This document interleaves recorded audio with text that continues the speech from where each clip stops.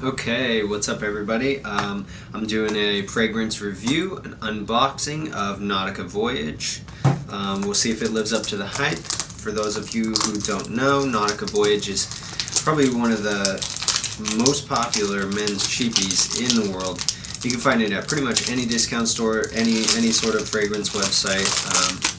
You can find it pretty much anywhere because it's pretty good performing, it's very cheap, but as far as the actual smell, a lot of the times when you put it up against the more expensive fragrances, it does better than them. So we'll see how it smells. It's supposed to be fresh, aquatic, a little bit of crisp apple up at the top, some woods and some musk in the bottom. Here it is. So the box, nothing super special. I picked this one up at I think like Marshall's or TJ Maxx. It should run you about $20 for one of the 100 milliliters. Yeah, 3.3 ounces for those who don't know the milliliters. As far as the actual bottle, it's made pretty well. The cap is plastic, but you know, it's mostly about what's inside. It's about the juice. The fragrance itself has a nice light blue to it. Going kind of with the aquatic theme to it. So let's give it a smell. Other than that, there's nothing crazy about the make of it. And this is an EDT spray. This is an eau de toilette. Okay, so it's a little bit fresher, a little bit weaker. We'll see how it performs. Alright. It's very clean.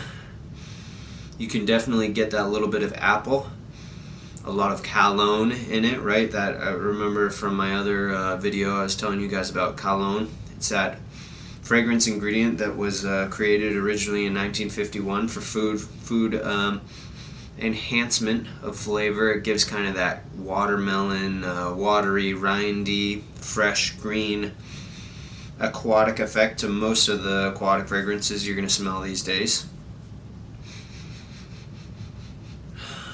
It's not too heavy, definitely a summer fragrance, definitely a daytime fragrance.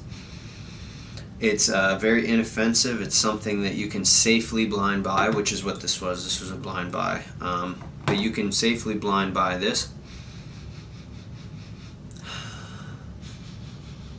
Yeah, it's very fresh.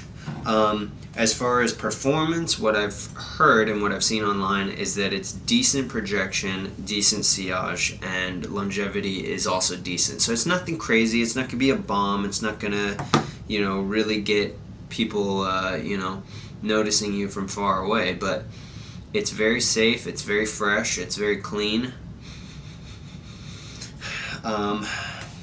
It smells very green, which if you look on Fragrantica, that's going to be like the main notes of it. So it's mostly green and then mostly aquatic.